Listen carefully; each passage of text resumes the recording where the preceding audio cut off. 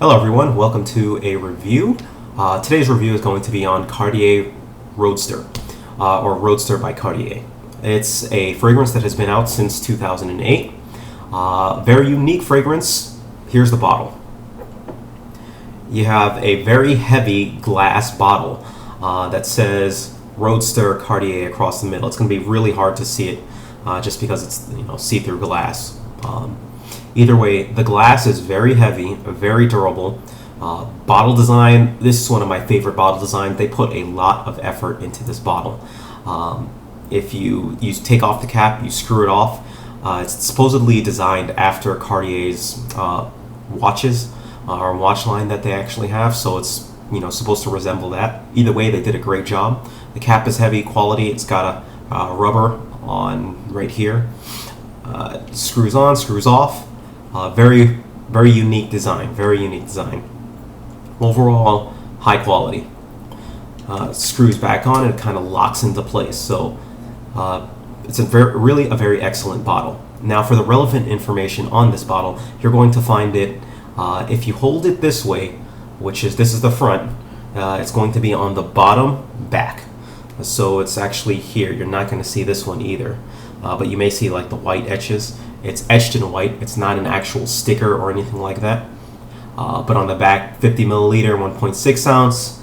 It says Parfum Cartier, Paris, Eau de Toilette, and it actually has little serial number etched in over there too as well. So the sizes that this actually comes in, this comes in 1.7 and 3.4. If you go to the website, this is actually the 3.4 is going to run you about $105, and the 1.7 is going to run you about $80. Now you can actually get this a lot cheaper from either buying it off of people or purchasing it from discount, whether it be Amazon or anywhere else. Expect to pay anywhere realistically for this between anywhere from 40 to like 60, 70 for the 1.7, and anywhere from 50 to like 80 for the for the 3.4 or the bigger size. Either way, it's a very high quality cologne, and if not for the spread of release, you might even consider it almost a niche fragrance. It's not quite there, but it is a designer fragrance. So the notes that this actually consists of to start off.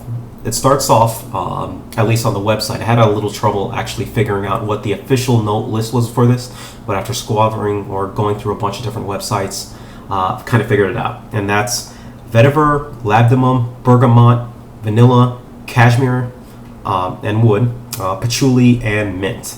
That's kind of the note breakdown just overall of what this consists of. It doesn't really break it down into the top, mid, or base notes, but with the ingredients, you can kind of tell what belongs at the top, what belongs at the mid, and what belongs at the bottom. Like patchouli is definitely a base one, whereas your bergamot's definitely a top note, just because it disappears so fast. But what does this actually smell like? This, despite what the notes say, this is primarily a blast of mint. It's a very minty cologne that smells not necessarily like mint toothpaste or mint mouthwash, but more of a mint, an herb, herbal mint, or a mint leaf, crushed mint leaves, if you will. It smells, that's what you're going to get with a primary blast. As the cologne kind of develops, it's going to go into a heart phase or a mid phase of mint with a little bit of vanilla creeping up into it. And once it gets to its base note, which is about 2 now, I would say about maybe an hour later after initially spraying it, it's going to turn into a primary mint fragrance with a little bit of creaminess from the vanilla and a little bit of woods. Other than that, I can't really pick up on the bergamot or the labdanum or the other notes that are contained with it. Even the patchouli, I can't really pick up on. I really only get the mint, vanilla, and woods. Now, it's definite that the patchouli is there because of the lasting power of the actual fragrance. I'm pretty sure that's mixed in very well with the woods and the vanilla to kind of give it a pleasant, long-lasting scent. Patchouli is not my most favorite of scents, but it's been done really masterfully in this. So with all of those notes, Cartier actually did a really good job of mixing it all together to create a unique, mint fragrance that it really doesn't really smell like any other cologne. And that's really the power of this one. It's very unique. This cologne is actually on my top 10 list for summer fragrances. And if I started that list in spring, you probably would have seen it there as well, just because this is really a nice fragrance. Now, fragrance itself, it's very, very versatile. So you can use it, you can wear this going to work, you can wear this going on a date, you can wear this for a formal occasion, school, it really doesn't matter. It's going to give you that really fresh blast that's going to wake people up. It's mature enough to wear in a professional setting where you need to be taken seriously. It's definitely a different take. So even if you wore it on a date, it's different enough to warrant a second look. It's not my traditional date type fragrance or traditional fragrance that I would wear out, but it is different enough where it can warrant that look. So that's why I kind of give it plus thumbs or 2 thumbs up mark for versatility.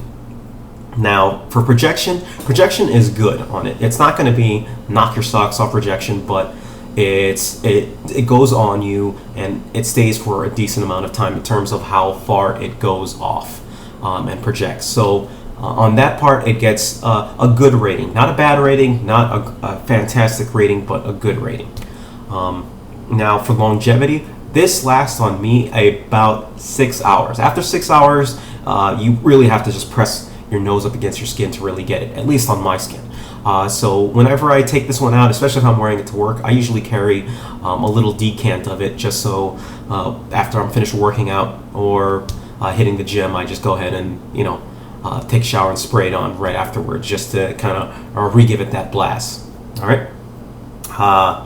As far as what months or what seasons this is for, I consider this a spring and a summer fragrance. I have tried wearing this in the fall and the winter.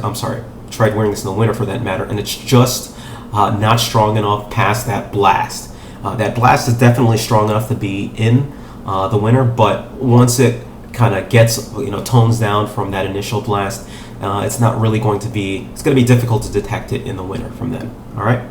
So this is primarily a spring, perfect for spring. I think it symbolizes the new freshness that kind of comes out, and it's a great one for summer as well, just because of that minty. It's a really good mint addition to your summer lineup. Now, as far as age group goes, I really think any age can pull this one off. I don't think this is more of a mature scent. It's just a different scent. It's a scent that it's different from your traditional colognes. That's the best thing that I can give you. I would definitely suggest trying this one out before purchasing it. If you're a collector, if you don't have a mint type fragrance, I would say definitely get this. But overall, give this one a try, see if you like it. This is one of the few ones actually, when I first applied it, it made me a little nauseous. Straight away, and that's just because I applied too much. Now I'm careful of how I actually apply it, so I'll put one here, one spray here, one spray here, and then one on each wrist. Sometimes I'll do one wrist and then press them together just for that. But other than that, it's it does well. It's great. All right. Now, as far as compliments or anything like that goes, I haven't gotten any bad compliments, and I've gotten a couple of good compliments. The compliments from people are usually that it's different. Now, the people that said it was different are used to smelling what I usually wear, and that's probably why they said that it's different. But asking another one of my friends who actually had the same question, they were more along the lines of it's different as a fragrance, and that's more, they weren't expecting this type of mint to go, to be worn as a cologne. So it's not necessarily a bad thing, not necessarily a good thing, but it's just different. So keep that in mind when trying this one out. Definitely a try. Again, this is still a very, very good cologne, and I would highly suggest it. What do I give it as a rating? Now, because of its uniqueness, I'm giving it an extra little bump in rating. Because of the fact the longevity is not really there, as well as the projection for that matter, I would say this gets a solid 7 out of 10. 1 to 10, 5 being the average, this gives it a 7, which is still a very good score. just not up there with my powerhouse colognes would. That I really love and adore, and that's like 8, 9, and 10. I like this one, I just don't love or adore one. So 7 out of 10, solid cologne, try it out. Thank you and have a great day. Take care of yourselves.